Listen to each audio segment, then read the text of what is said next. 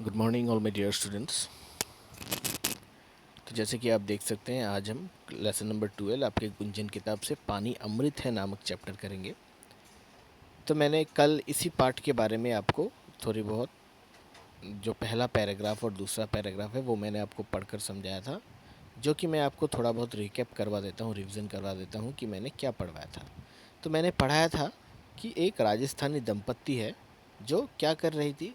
एक मरुभूमि, राजस्थान में जो बहुत बड़ी बड़ी मरुभूमि है, मतलब डेजर्ट है, वहाँ से ट्रैवल कर रही थी, यात्रा कर रही थी ऊँट के साथ, ऊँट के सहारे। तभी बीच में दोनों को प्यास लगता है, लेकिन पानी बहुत कम बचा होता है। दोनों ही एक दूसरे से कहते हैं कि तुम पी लो, वो कहता है कि नहीं तुम पी लो। यह कहते कहते दोनों ही प्यास के मारे दम तोड़ देते हैं। तो देखिए, पाठ का नाम है पानी अमृत है, मतलब यह पाठ जो है, इस पाठ में हम पानी की महत्वता,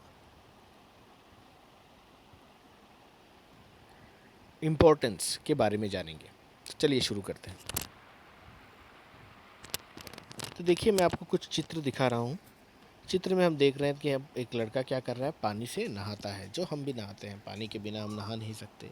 फिर एक बच्ची है जो कपड़े धो रही है, हम पानी के बिना कपड़े तो धो नहीं सकते। तो देखिए क्या लिखा है, अपनी दिनचर्या में झांको, पानी का नित्य प्रति के जीवन में बहुत उपयोग है। तुम पानी पीकर अपनी प्यास बुझाते हो। रसोई घर में कितना काम पानी की सहायता से होता है। चाय बनाना, सब्जी धोना, उसे पकाना, आटा गूंदना, बर्तन साफ करना, क्या यह सब पानी के बिना संभव है? घर की सफाई, कपड़े धोना, दांत साफ करना, नहाना, ये सारी क्रियाएं पानी की सहायता से ही होती है। बिना पूर्व सूचना के 4-5 घंटे के लिए नल से पानी आना बंद हो जाए तो कितनी मुसीबत होती है, यह तुम सब जानते ही हो। तो इसके बारे में, इस पैराग्राफ के बारे में मैंने आपको कल भी समझाया था कि हमारे जो दिन प्रतिदिन में आए काम को हम पानी के बिना कर ही नहीं सकते। जैसे सब्जी धोना, उसे पकाना, चाय बनाना, आटा गूंदना, बर्तन साफ करना, घर की सफाई, कपड़े धोना, दांत साफ करना, नहाना आदि। तो यह सारी क्रियाएं पानी की सहायता से ही होती है। क्रिया का अर्थ होता है काम। अब देखिए क्या लिखा है, पानी जीवन का आवश्यक तत्व है, बहुत ही इम्पोर्टेंट तत्व है, बहुत ही ज़रूरी तत्व है। मनुष्य पक्षी मनुष्य पशु पक्षी पौधे, जितने भी जीवधारी प्राणी हैं, सबके लिए पानी आवश्यक है। तुम किसी गमले को उठाकर कमरे में रख लो, 4 दिन तक उसमें पानी न डालो तो पौधा मुरझा जाएगा। तुम्हें 2-4 घंटे पानी न मिले तो तुम कितनी व्याकुल हो जाती हो। तो देखिए क्या लिखा है, लिखा है कि पानी जीवन का बहुत ही आवश्यक तत्व है।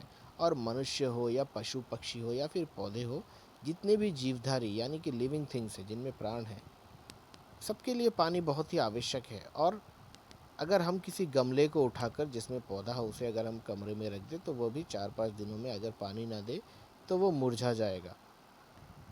और तुम्हें 2-4 घंटे पानी ना मिले तो तुम कितने व्याकुल हो जाते हो। और हमें भी अगर 2-4 घंटे पानी पीने को ना मिले तो हम भी बहुत ज़्यादा प्यास के मारे व्याकुल हो जाते हैं, परेशान हो जाते हैं।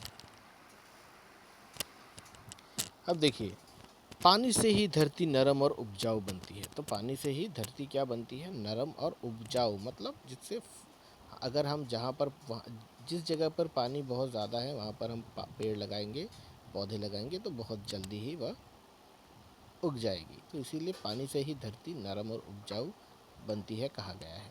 किसान भी वर्षा के बाद ही उसमें हल चलाकर खेती कर पाता है। पौधों को बड़ा करने के लिए भी पानी की आवश्यकता होती है, तो हम जानते ही हैं। पहले भारतीय किसान सिंचाई के लिए पूरी तरह वर्षा पर निर्भर था। तो पहले जो है, भारत के जो किसान हैं, हमारे देश के फार्मर्स जो हैं, वो पूरी तरह खेतीबाड़ी के लिए पानी पर, बारिश के पानी पर ही निर्भर था। स्वतंत्रता प्राप्ति के बाद लगभग सभी बड़ी नदियों पर बांध बनाए गए। लेकिन स्वतंत्रता के बाद, मतलब हमारे देश की आज़ादी के बाद, लगभग सभी नदी में बांध बनाए गए। क्यों बांध बनाए गए? बाढ़ के रूप में विनाशशील मचाने वाले पानी को इस इन बांधों में रोककर निर्माण कार्यों में लगाया जाता है। पानी को ऊंचाई से गिराकर बिजली का उत्पादन किया जाता है। नहरें निकालकर पानी के बहाव की दिशा मोड़ दी जाती है। उन स्थानों पर पानी उपलब्ध करवाया जाता है, मतलब उपलब्ध का अर्थ है पहुंचाया जाता है, जहाँ इसका घोर अभाव है। जैसे सतलुज नदी से इंदिरा गांधी नहर निकालकर राजस्थान की मरुभूमि को पानी दिया गया है। तो आज़ादी के बाद लगभग सभी बड़ी बड़ी नदियों में बांध बनवाए गए सरकार के द्वारा। और उस बांध का काम क्या है? उस बांध के द्वारा बांधों से पानी को रोककर निर्माण कार्यों में लगाया गया। अनेक काम किए गए, जैसे पानी को ऊंचाई से गिराकर बिजली उत्पादन किया जाता है। फिर नहरें, छोटे छोटे नहरें निकालकर बहाव की दिशा मोड़ दी जाती है। फिर उन स्थानों पर पानी उपलब्ध करवाया जाता है जहां इसका बहुत ज़्यादा अभाव हो। एक उदाहरण है जैसे सतलुज नदी।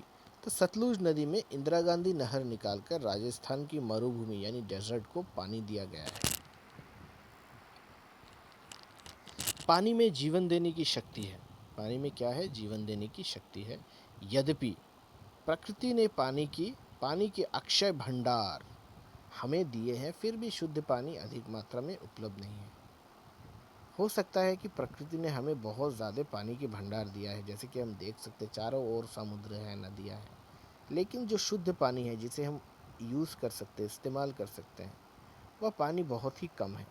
हमारे घरों के नलों में जो पानी आता है वह शुद्ध किया होता है, उसे व्यर्थ नहीं बहाना चाहिए। तो हमारे नलों में जो पानी आता है वो फिल्टर्ड होता है, प्यूरिफाइड होता है, शुद्ध किया होता है। इसलिए हमें वह पानी व्यर्थ नहीं करना चाहिए, ऐसे ही फेंकना नहीं चाहिए। पानी को प्रदूषित होने से बचाना भी हमारा कर्तव्य है। गांव में अभी भी जिस कुएं से पीने का पानी लिया जाता है, उसी कुएं के आसपास मल मूत्र त्यागने, कपड़े आदि धोने का कार्य भी किया जाता है।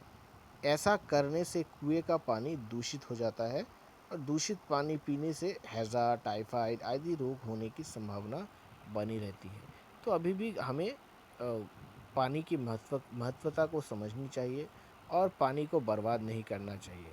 अभी भी गाँव में हम देखते हैं कि कुछ ऐसी भी जगह है जहाँ पीने के पानी के सामने ही लोग कपड़े धोते हैं, मल मूत्र त्यागते हैं, जानवरों को धुलाते हैं। तो इससे जो नीचे जो पानी है वो पानी दूषित होने लगता है। तो हमें ऐसा नहीं करना चाहिए।